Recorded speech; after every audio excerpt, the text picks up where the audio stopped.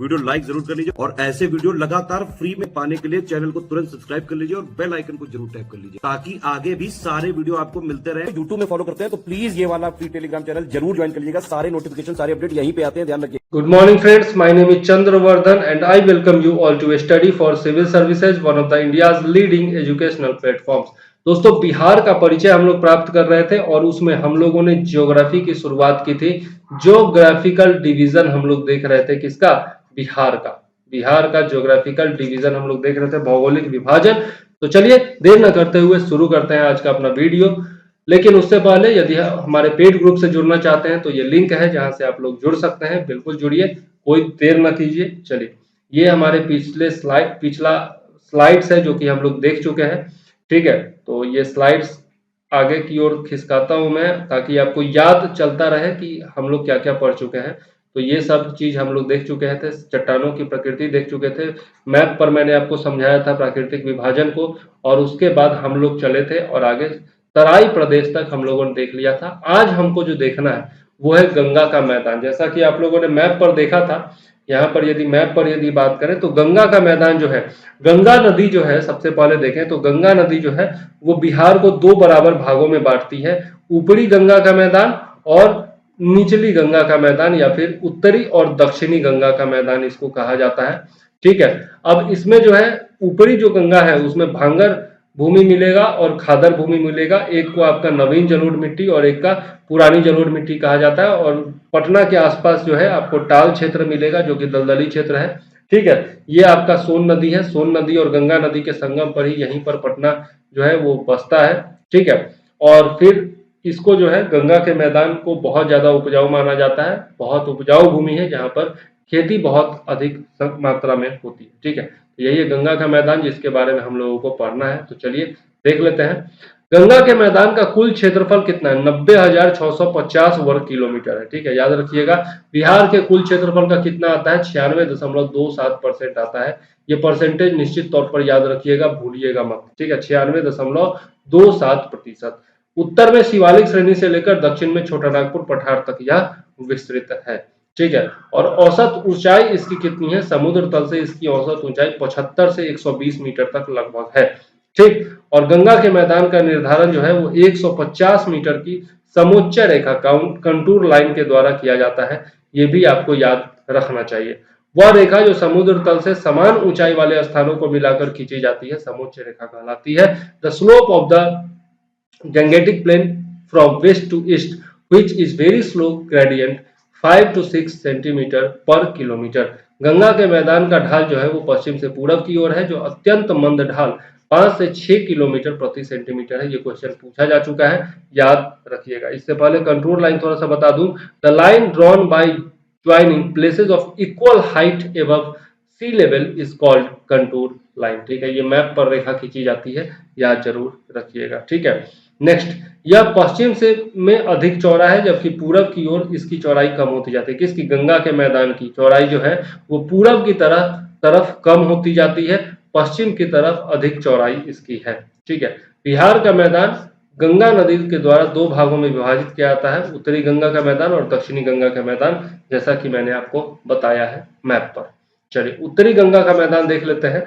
उत्तरी गंगा के मैदान का विस्तार पश्चिमी चंपारण, पूर्वी चंपारण, सिवान, गोपालगंज, सीतामढ़ी, मधुबनी, सारण, मुजफ्फरपुर, दरभंगा, पूर्णिया, सहरसा और भागलपुर जिलों में है। ठीक है, याद रखिएगा। इनका कुल क्षेत्रफल जो है वो 56,980 वर्ग किलोमीटर है और इसका निर्माण गंगा और उसकी सहायक नदियां जैसे घाघरा, गंडक, बूढ़ी गंडक, कोसी, महानंदा इत्यादि के द्वारा एकत्र किए गए अवसादों से होता है। It is formed by the sediments collected by the Ganga and it's tributaries.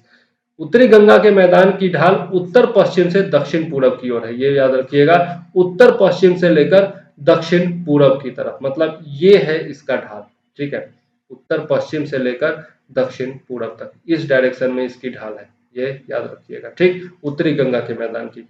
यह मैदान नदियों के द्वारा कई दोआब क्षेत्रों में विभाजित है, जिसमें घाघरा गंडक दोआब, कोसी गंडक दोआब, कोसी महानंदा दोआब जो है वो प्रमुख है। 3 दोआब है, याद रखिएगा। The plain is divided by rivers into several doab regions in which Ghaghara Gandak doab, Kosi Gandak doab, Kosi Mahananda doab are prominent.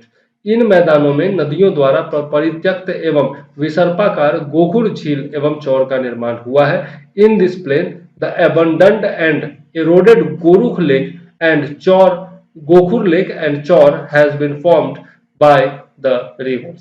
क्षेत्रीय विभिन्नता के आधार पर उत्तरी गंगा के मैदान को कई भागों में विभाजित किया गया है, जैसे उपतराई क्षेत्र या फिर भाबर क्षेत्र, बांगर क्षेत्र, खादर क्षेत्र और चौर या फिर मन। ठीक है, तो इसके बारे में थोड़ा सा देख लेते हैं। उपतराई क्षेत्र या फिर भाबर क्षेत्र तराई प्रदेश के दक्षिण भाबर क्षेत्र पश्चिम से पूरब की ओर विस्तृत है। यह उत्तरी बिहार के 7 जिलों पश्चिमी चंपारण, पूर्वी चंपारण, सीतामढ़ी, मधुबनी, सुपौल, अररिया और किशनगंज में 10 किलोमीटर चौड़ी संकीर्ण पट्टी के रूप में विस्तृत है, जो कि आपको मैंने बताया भी है।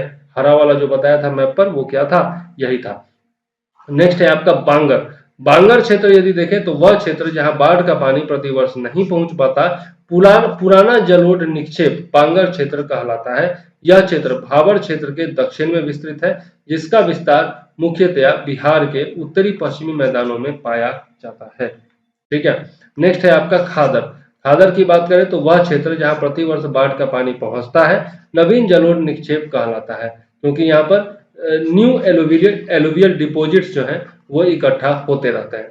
प्रतिवर्ष बाढ़ आने के कारण इस क्षेत्र में नई मृदा का निक्षेप होता रहता है, जिससे उस क्षेत्र में मिट्टी की उर्वरता बनी रहती है। Due to floods every year, new soil get deposited in that area, due to which the soil fertility remains in that area।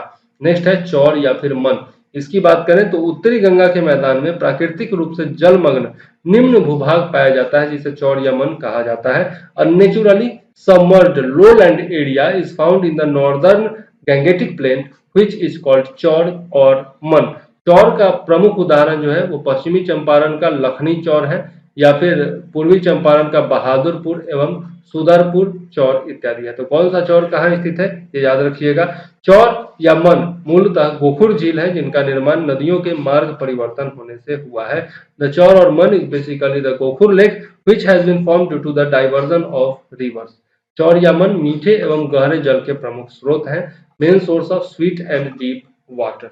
ठीक है, नेक्स्ट है आपका दक्षिणी गंगा का मैदान। इसके बारे में देखें तो इसका विस्तार दक्षिणी के सीमांत पठारी प्रदेश और गंगा नदी के बीच में है। इसका कुल क्षेत्रफल 33,670 वर्ग किलोमीटर है। मतलब उत्तरी गंगा का मैदान जो है वो ज्यादा क्षेत्रफल में है और दक्षिणी गंगा का मैदान कम क्षेत्रफल में है।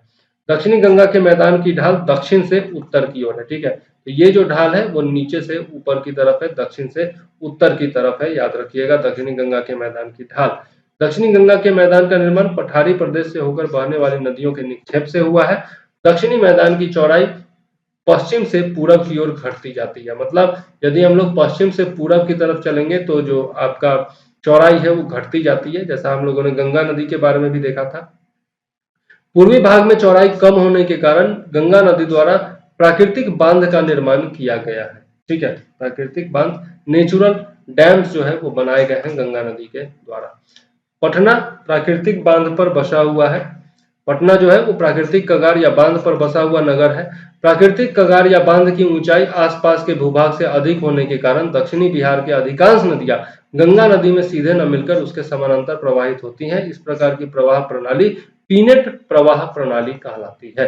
Due to the height of the natural dam being higher than the surrounding land, most of the rivers of southern Bihar do not flow directly into the Ganga river and flow parallel to it। This type of flow system is called peenet flow system। जो कि हम लोग गंगा नदी के मतलब नदी के बारे में पढ़ेंगे, जब नदी तंत्र के बारे में, बिहार के नदी तंत्र के बारे में पढ़ेंगे, रिवर सिस्टम के बारे में, तब मैं बताऊंगा आप लोगों को। ठीक है, इन नदियों में पुनपुन, किउल, फल्गु इत्यादि हैं, जो कि गंगा के पैरेलल बहती हैं दक्षिणी बिहार में। फल्गु नदी गंगा में मिलने से पहले ही टाल क्षेत्र में समाप्त हो जाती है। ये नदियां पठारी क्षेत्र से प्रवाहित होकर के आती हैं, इसलिए इनके निक्षेप में बालू की प्रधानता पाई जाती है।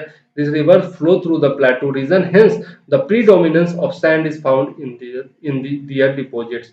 प्राकृतिक कगार के दक्षिणी भाग में जलमग्न निम्न भूभाग पाया जाता है, जिसे टाल या जल्ला क्षेत्र कहा जाता है।